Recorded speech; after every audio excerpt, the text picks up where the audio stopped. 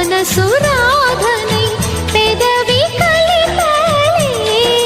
మదిలో మధురాపురి ఉన్నది తెలుసా మనసా, నడిచే బృందావని నీవని తెలిసే కలిశా.